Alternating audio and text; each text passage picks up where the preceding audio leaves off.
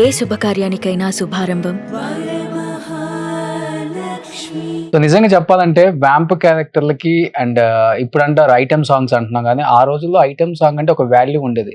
అలాంటి వాటికి ప్రాణం పోసిన వాళ్ళంటే ఒక జ్యోతిలక్ష్మి గారు, జయమాలిని గారు, ఒక సిల్క్ స్మిత గారు, ఒక జయశీల గారు, విజయలలిత గారు, కైపు కళ్ళతో మీరందరూ నిజంగా హ్యాట్సప్ అండి. ఎందుకంటే సినిమాల్లోకి రెండు కారణాల వల్ల వస్తాం ఆ రోజుల్లో. ఒకటి, కుటుంబ భారం మొత్తం మన మీద పడి మనమే కుటుంబాన్ని పోషించాలి, వేరే ఆల్టర్నేటివ్ ఇంకా సోర్స్ లేదు, తప్పదు, ఎలాంటి క్యారెక్టర్ వచ్చినా ఎలాంటి డ్రెస్ అయినా కానీ వేసుకొని స్క్రీన్ మీద కనిపించాలి, డబ్బులు తీసుకొని అందరిని పోషించాలి అనేది ఒకటి ఉంటుంది. ఇష్టంతో వచ్చే వాళ్ళు చాలా రేర్ ఉంటారు ఆ రోజుల్లో. ఈ రెండిట్లలో మీరు దేని గురించి వచ్చారు? నేను యాక్చువల్ గా 10th క్లాస్ చదువుతున్నాను. మా మదర్ ఒక ఇన్నోసెంట్. మా క్యాస్ట్ లో ఏంటంటే చిన్నప్పుడు పెళ్లి చేసి పంపించేస్తే ఒక బాధ్యత తీరిపోతుందన్న లెవెల్ ఉంటుంది. నేను మంచి బ్రిలియంట్ స్టూడెంట్ స్కూల్లో, అన్నిట్లో ఫస్ట్ వస్తాను, ఒక సోషల్ తప్పితే. అట్లాగే మామూలు గేమ్స్ లో ఆగస్ట్ 15th అప్పుడు ఈ ఫంక్షన్స్ డాన్స్లలో కూడా ఫస్ట్ వస్తాను. సో నా ఇంకా చదివి ఏరోస్టర్స్ గా కానీ ఒక డ్రీమ్ అనమాట నాకు, ఒక డాక్టర్ కానీ. ఆ డ్రీమ్ లో చదివి ఇంకా పైకి రావాలని ఇది నా తపన. మా మదర్ వాళ్ళు ఎందుకు, మనకు ఉండేది ఒక పాప, పెళ్లి చేసేస్తే బాధ్యత తీరిపోతుంది అన్నది వీళ్ళ ఇది. మా ఫాదర్ వద్దు, అది బాగా చదువుకుంటుందంటే మా మదర్ వినేది కాదు. ఏదన్నా పట్టుబట్టిందంటే అన్నం నీళ్ళు మానేస్తుంది. ఇంకా భార్యని ఏం అనలేడు కదా భర్త. దాంతో ఒక పెళ్లి చేయాలని నేర్చేసుకున్నారు. మా అమ్మమ్మకు నేను బెట్టు బాగా. మా అమ్మమ్మ దగ్గర పోయి చెప్తే వినడం లేదు, పెళ్లి అంట, నాకెందుకు పెళ్లి, మెచ్యూర్ అవ్వకదలిగే పెళ్లి నా బొంద అనేది. అప్పుడే నాకు కొంచెం బ్రెయిన్ కొంచెం అప్పుడప్పుడే ఎదుగుతుంది అనమాట. మా అమ్మమ్మని మరి ఏం చేద్దాము, ఇంట్లో ఖాళీగా ఉంచేది కాదు మా మదరు. ఇప్పుడు మాకు లీవ్లు వచ్చాయనుకోండి, ఏ మిషను, ట్రైలింగ్, సంగీతము ఏదో ఒక క్లాస్కి పంపించేది. అంటే చదువుకొని చెయ్యని అని చెప్పేసి. ఇదంతా కలిసి మరి ఏం చేయమంటావు అమ్మమ్మ అంటే, అది ఉంటే బలవంతంగానే చేస్తుంది, నీకు చదువుకున్నావు, అన్ని విద్యలు వచ్చు, నువ్వు ఏదైనా కావాలంటే కొద్ది రోజులు వెళ్ళిపో, మన ఆఫీస్ అక్కడ ఉంది కదా చెన్నైలో ఆఫీస్ ఉంటే మా నాన్నకు తెలిస్తే చంపేస్తాడు అక్కడే మందు పెట్టేసి. ఎందుకంటే ఉండేది ఒక పాపని, 5 మంది మగపిల్లలు, మా బ్రదర్స్. కుటుంబం హై లెవెల్. వెంకటరాజ గారు అంటే పెద్ద పేరు, Srinivasa lorry transport, Srinivasa oil mills, అంతా శ్రీనివాస ఆయిల్. సో దానివల్ల సరే అని చెప్పి మనకు తెలిసిన వాళ్ళు ఉంటే, శాంతకుమారి బ్రదర్ శాంతకుమారి అక్కడే ఉన్నారు, ప్రొద్దుటూరు కదా వాళ్ళది. మా ప్రొద్దుటూరు. మా నాన్నగారే వాళ్ళ పొలాలు కానీ మంచి చెడ్డ. సో అట్లున్నప్పుడు టైలరు ఒక ఆయన సినిమా పెళ్లికి టైలరింగ్ చేసేవాడు. అక్కడికి పంపించింది మా అమ్మమ్మ. మామూలుగా అక్కడ పోయి ఉండి కొద్ది రోజుల తర్వాత మా అన్న మర్చిపోతారు, అప్పుడు వద్దులే అని చెప్పేసి పంపించింది. పంపించిన తర్వాత అక్కడ ఉన్నాను నేను. ఉన్న తర్వాత ఉంటారు కదా పక్కన ఉండే ఏరియా ఎలాంటిదంటే అంతా సినిమా వాళ్ళే, జూనియర్ ఆర్టిస్టులు. తర్వాత ఈ పద్మనాభం గారు అంతా అక్కడక్కడే ఉన్నారు, మిక్కిలేని గారు అందరూ. ఆ పిల్ల బాగుంది, ఎందుకు ట్రై చేయకూడదని కొంచెం తిప్పారు. మంచి హైట్ ఉంటారు, మంచి హైట్, మంచి ఫిగరు, 5.7 హైట్, మంచి అందం. అందం అప్పుడు తెలియదు కదా మనకు.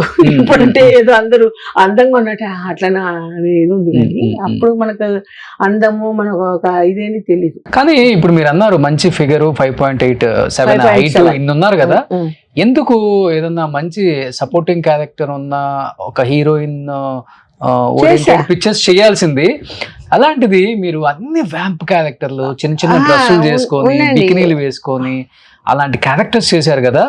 ఇంకా ఒకసారి ఇండస్ట్రీలో అలాంటి క్యారెక్టర్ వేసామంటే ప్రతి డైరెక్టర్ ముద్ర పడిపోయింది. ఐటమ్ సాంగ్ అయితే అవును పిలవండి. సో ఇక్కడ వ్యాంప్ సంబంధించిన అదే మీరు అన్నారు A to Z క్యారెక్టర్ చేయాలా, అవును పిలవండి అంటే అన్నిటికీ జయశీలని అప్పుడు అందరు హీరోస్ కి కాంబినేషన్ చేశారు. ముగ్గురు ఉండేవాళ్ళం. ఎవరంటే నేను, కల్పనారాయ్ కామెడీ, మన మాలశ్రీ వాళ్ళ చిన్నమ్ముండే చంద్రలేఖ. ఓకే. నేను లేకపోతే చంద్రలేఖ కల్పనారాయ్, ఇట్లా మా ముగ్గురి మీదనే ఉండేది అప్పుడు. అప్పుడు ఇంత పోటీలు లేవు. చేస్తే మేము ముగ్గురమే చేయాలి అది. ఓకే. తర్వాత సిల్క్ స్మిత గారు వచ్చారు.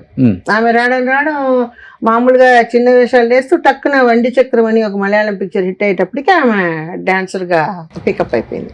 బట్ భయం అనిపించలేదా? ఇంత పెద్ద కుటుంబం నుంచి వచ్చాము, చిన్న చిన్న బట్టలు వేసుకుంటున్నాము, 5 అన్నదమ్ముళ్ళు, పెద్ద కుటుంబం, పెద్ద ఫ్యామిలీ, పెద్ద క్యాస్ట్ లో పుట్టాము, బతకనిస్తారా, చంపేస్తారు కదా వీళ్ళు. 3 ఏళ్ళు పోలేదు కదా, మా ఇంటికి పోలేదు, మా అమ్మని చూడలేదు, మా నాన్న మా అమ్మని పంపించలేదు. మా అమ్మ దొంగగా వచ్చి ఉదయం దిగి సాయంత్రం వెళ్ళిపోయేది బిడ్డను చూసుకొని. తర్వాత ఒక 2-3 పిక్చర్లు రిలీజ్ అయిపోతే అందరు హైలేవల్ రాజా కూతురు సినిమా యాక్టర్ అయిపోయింది అని ఊరంతా మొత్తం ఇది అయిపోయి ఇంకా కామ్ అయిపోయారు. ఇంకా ఇది ఏం చెప్తారు, తమిళ్ అయితే చెప్పగలను, తిరిందాద జన్మం తిరిందాదే అని. అంటే ఒకసారి పడిపోయినాక మళ్ళీ రాలేరు కదా. అవును, ఫీల్డ్ అలవాటైపోయిన తర్వాత మనకంటూ ఒక పేరు వచ్చేటప్పుడు దాన్ని మానుకొని మనం రాలేం కదా. సో ఫస్ట్ సినిమా ఏంటి? ఫస్ట్ యాక్చువల్ గా మనసులు చేసిన దొంగల్లో ఒక చిన్న క్యారెక్టర్ అని, ఇది ఎవరు రాసి వాళ్ళ తాతగారు. అప్పుడైనా సప్లేరు, ఈ పిల్ల బాగుంది చక్కగా ఏది ఉంది అని చెప్పి మెల్లగా వచ్చి ఏమ్మా యాక్ట్ చేస్తావా అని అడిగితే చేస్తానే అనేసి చిన్న మూర్ఖత్వం సరే అని అప్పుడు దాంట్లో తీసుకెళ్ళారు. నాకు ఫస్ట్ మీరు కనిపించింది వేటగాడిలో, వేటగాడి రామారావు సినిమాలో సత్యనారాయణ గారు చేసి మిమ్మల్ని ఈ పిచ్చి దాన్ని ఆ ముసలి దాని దగ్గరికి వేస్తే అదే బుద్ధి చెప్తాదని ముసలికేస్తారు. అవును, అది అసలు లోతుంది, ఆ ముసలి ఇలా నోరు తెరుచుకొని వస్తుందని తెలియదు, దూకమంటే దూకేసేదాన్ని. మొత్తం నీళ్ళని లోపలికి పోతే మళ్ళీ జుట్టు పట్టుకొని లాక్కొచ్చారు పైకి. ఇంకా పెద్ద తొట్టులో ఆ ముసలి ఇలా వచ్చేటట్టు అంటే కుట్టారు, అయినా కూడా ఆ షార్ట్ కోసం అట్లా వస్తుంది, టక్కుని తోసేస్తారనమాట. నీళ్ళని తాగేసాను, మురికి నీళ్ళని మళ్ళీ పైకి లాగేసి నొక్కారనమాట. ఓకే, తెలియచావదు కదా, అలానే ఉంటాయి. ఇంత టెక్నాలజీ లేదు కదా, లేదు అసలు. కాళ్ళు మోకాళ్ళు దొక్కుపోయినాయా అవన్నీ ఏం చూడరు అప్పుడు. వాళ్ళ వర్క్ అయిపోవాలి, వాళ్ళు షార్ట్ అయిపోవాలి. That is call to cinema. అందులో చిన్న చిన్న క్యారెక్టర్లు చేసేవాళ్ళంటే కొంచెం ఇంకా ఇది ఏదైతే అదైందిలే తోసేయండి అంటారు, అంతే కదా. అవును.